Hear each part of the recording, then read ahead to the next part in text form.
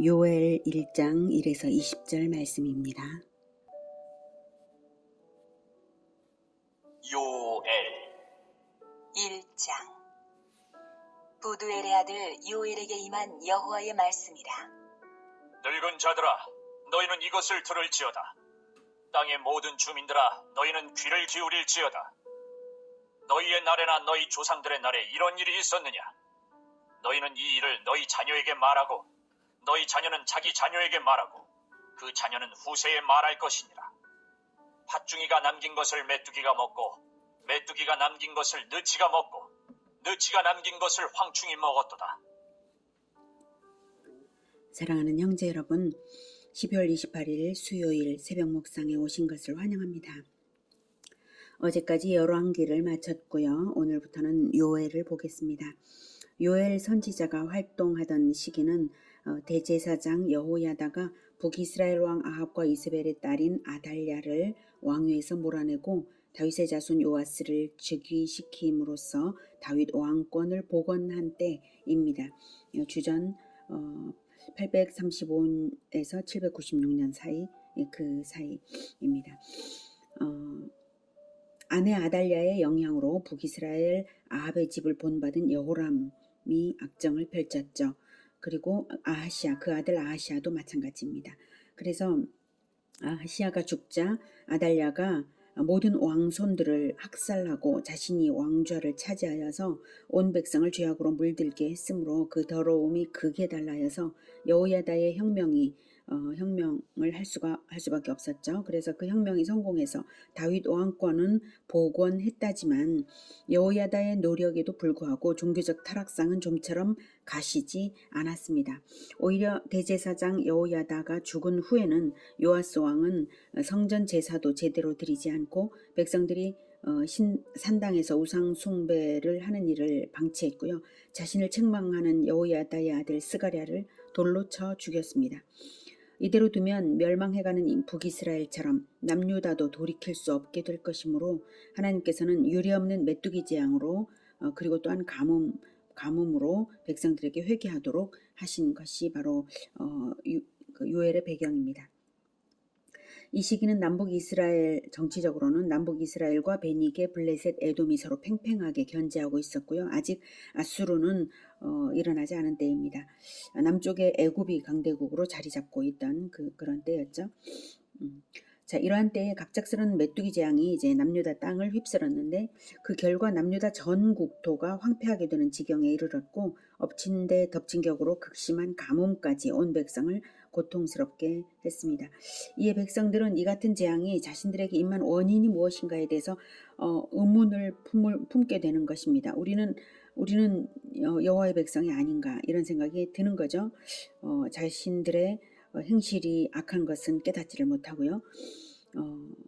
자기들에게 이런 재앙이 온 것을 이해할 수 없게 되는 거죠.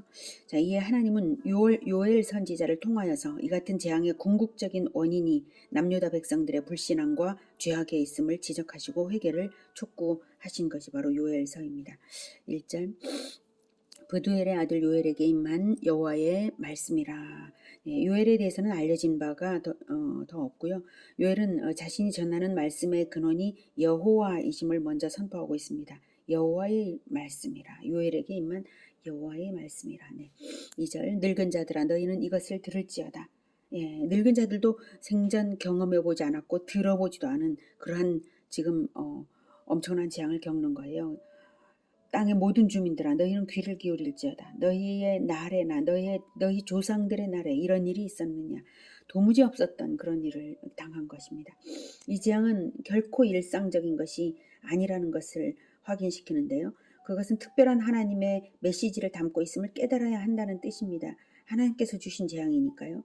그러므로 이 재앙이 주는 메시지는 너무나 중요하고 대대로 알려야 합니다. 3절 너희는 이 일을 너희 자녀에게 말하고 너희 자녀는 자기 자녀에게 말하고 그 자녀는 후세에게 말할 것이니라. 알릴 수밖에 없을 만큼 엄청난 재앙이었습니다. 4절 팥중이가 남긴 것을 메뚜기가 먹고 메뚜기가 남긴 것을 느치가 먹고 느치가 남긴 것을 황충이 먹었도다.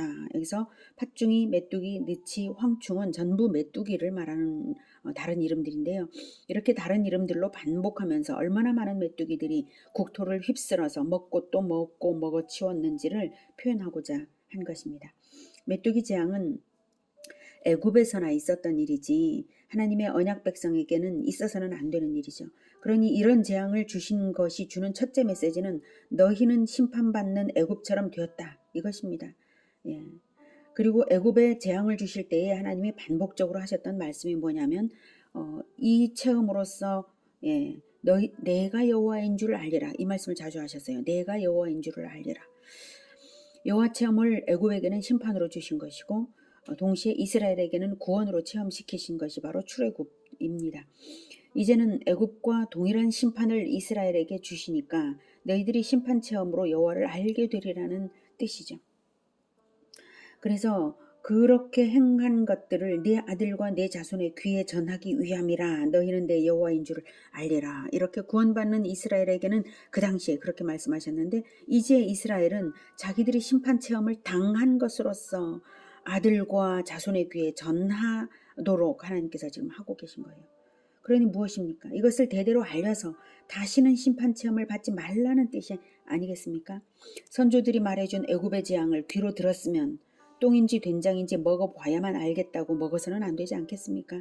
그런데 너희들은 어디 결국 그렇게 죄악을 저질렀으니 어디 한번 맛을 봐라. 그래서 이제 말하고 또 말해서 너희들 자손들이라도 죄악을 벗어나게 하라 이것이죠. 네, 5절부터는 메뚜기 재앙으로 인해서 각계각층의 사람들이 당한 참상을 말합니다. 메뚜기는 모든 식물을 다 갉아먹어서 아무것도 남기지 않았습니다. 예, 그러므로 취하는 자들아 너희는 깨어 울지어다. 포도주를 마시는 자들아 너희는 울지어다. 이는 단 포도주가 너희 입에서 끊어졌음이니 다른 한 민족이 내 땅에 올라왔음이로다. 그들은 강하고 수가 많으며 그 이빨은 사자의 이빨 같고 그 어금니는 암사자의 어금니 같도다. 그들이 내 포도나무를 멸하며 내 무화과 나무를 긁어 말갛게 벗겨서 버리니 그 모든 가지가 하얗게 되었도다. 먼저는 술에 젖어 방탕한 생활을 하던 사람들에게 이제 더 이상은 술을 빚을 포도가 없음을 말하는데요. 6절에 보면 다른 한 민족이 내 땅에 올라온 것처럼 비유를 하고 있어요. 다른 한 민족이 내 땅에 올라왔음이로다. 그들은 강하고 수가 많으며 그 이빨은 사자의 이빨 같고 그 어금니는 암사자의 어금니 같도다. 네. 메뚜기 재앙을 식욕이 왕성한 사자들과도 같은 이 민족의 침략에 비유하고 있습니다. 잎사귀가 풍성한 무화과 나무의 잎사귀가 무화과 나무가 잎사귀가 풍성하잖아요. 그 잎사귀가 하나도 없을 뿐만 아니라 나무 껍질까지 벗겨버려서 허연 가지가 앙상하게 남았을 정도로 메뚜기 떼들이 마치 침략하는 이 민족의 엄청난 대군처럼 먹어치운 것입니다. 그것이 너희들의 영적 굶주림인 것을 알라라는 것이죠. 영적으로 하나님의 말씀을 즐겨 먹지 않으니 육적으로도 즐거움이 끊어져 버린 것입니다. 8절. 너희는 처녀가 어렸을 때에 약혼한 남자로 말미암아 붉은 배로 동이고 애국함같이 할지어다. 이스라엘은 약혼만 해도 법적으로는 결혼의 효력이 있습니다. 그런데 약혼한 남자가 죽어서 시집도 못 가보고 과부가 된 처녀가 통곡할 수밖에 없지 않습니까? 통곡해야 마땅하다는 것이죠. 그처럼 현대라면 뭐 재혼하면 되지 이렇게 하겠지만 이스라엘은 그게 안 됩니다. 이스라엘이 이제 아무리 사모하여도 하나님의 자녀를 결코 낳을 수 없는 영적 지경이 되었다라는 뜻이죠. 9절. 소재와 전제가 여호와의 성전에서 끊어졌고 여호와께 수종드는 제사장은 슬퍼하도다. 소재는 곡식 제사이고요. 전제는 포도주를 부어드리는 제사입니다. 매일 상번제와 함께 드려야 하는 그 중요한 것마저도 불가능하게 되어버렸습니다. 진정한 제사가 없었으니 그 지경이 된 것입니다. 10절. 밭이 황무하고 토지가 마르니 곡식이 떨어지며 새 포도주가 말랐고 기름이 다하였도다. 농부들아 너희는 부끄러워할지어다. 포도원을 가꾸는 자들아 곡할지어다. 이는 밀과 보리 때문이라. 밭의 소산이 다 없어졌음이로다. 포도나무가 시들었고 무화과 나무가 말랐으며 석류나무와 대추나무와 사과나무와 밭의 모든 나무가 다 시들었으니 이러므로 사람의 즐거움이 말랐도다. 이렇게 메뚜기 재앙은 모든 것을 사라지게 했습니다. 그러니 자신의 처지를 하나님 앞에서 부끄러워해야 마땅한 것입니다. 자신의 영적 가난함을 깨닫고 하나님 앞에 서야 합니다. 요엘은 강력하게 회개를 촉구합니다. 13절. 제사장들아, 너희는 굵은 배로 동이고 슬피 울지어다. 제단에 수종드는 자들아, 너희는 울지어다. 내 하나님께 수종드는 자들아, 너희는 와서 굵은 베옷을 입고 밤이 새도록 누울지어다. 이는 소재와 전제를 너희 하나님의 성전에 드리지 못함이로다. 너희는 금식일을 정하고 성회를 소집하여 장로들과 이 땅의 모든 주민들을 너희 하나님 여호와의 성전으로 모으고 여호와께 부르짖을지어다. 이렇게 회개를 촉구하고는 훗날 있을 심판에 대하여 예고합니다. 슬프다 그 날이여, 여호와의 날이 가까운 날이 곧 멸망같이 전능자에게로부터 이르리로다. 네, 이 메뚜기 재앙이 다가올 더 큰 심판의 날, 여호와의 날의 전조라는 뜻입니다. 메뚜기 재앙이 엄청났지만 그것이 다가 아니라 이것은 여호와의 날의 징조일 뿐이라는 것이죠. 그래서 슬프다 그날이여 라고 하고 있습니다. 여호와의 날이란 하나님께서 역사의 한순간에 극적으로 개입하시는 시기를 뜻합니다. 그러니 단 하루는 아니고요.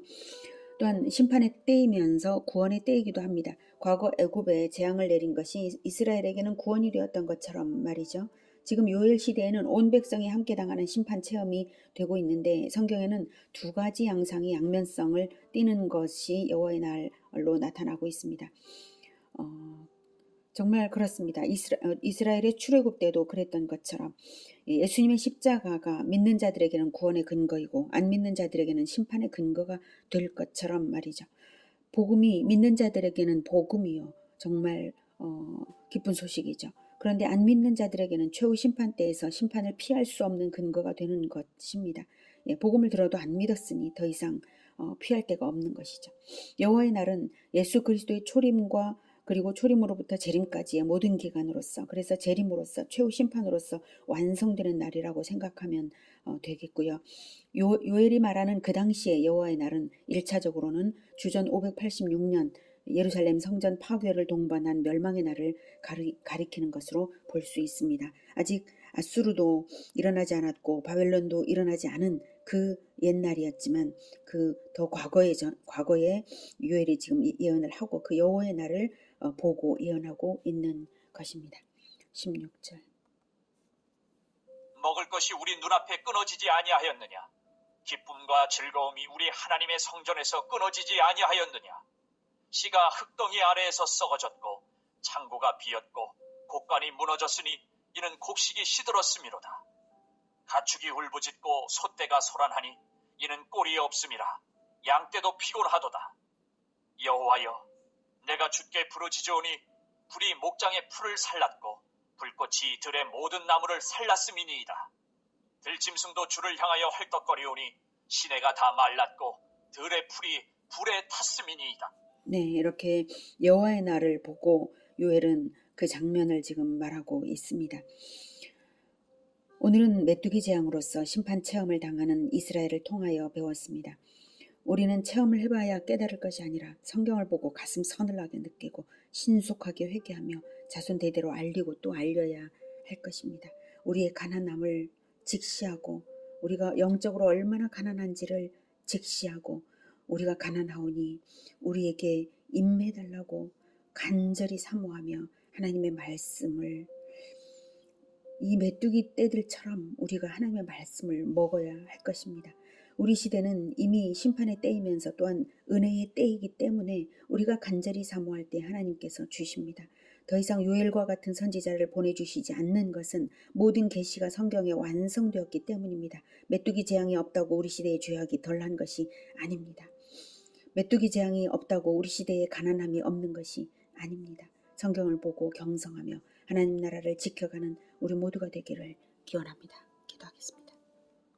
하나님, 이 시대의 가난함과 이 시대의 죄악을 하나님 우리가 깨닫게 하여 주시옵소서. 우리가 그것을 깨닫고 신속하게 회개하며 하나님 앞에 가난함을 호소하며 하나님의 말씀을 사모하여 받기 원합니다. 그리하여서 심판의 여호와의 날이 우리에게는 심판이 아니라 오직 구원으로만 임할 수 있도록 주님 도와주시옵소서. 이 시대가 너무나 악한데도 불구하고 재앙이 없다고 심판이 영원히 오지 않을 것처럼 사람들이 죄악으로 빠져들어가고 어리석음 가운데 헤매고 있습니다. 하나님 아버지, 우리와 우리 자손들을 구하여 주시고 우리 공동체를 구하여 주시고 하나님의 백성들이 이제 더 이상 어둠 가운데 있지 않도록 하나님 아버지 도와주시옵소서. 주여 도와주시옵소서. 예수 그리스도 이름으로 기도드립니다. 아멘. 이어지는 시간은 개인 기도 시간입니다.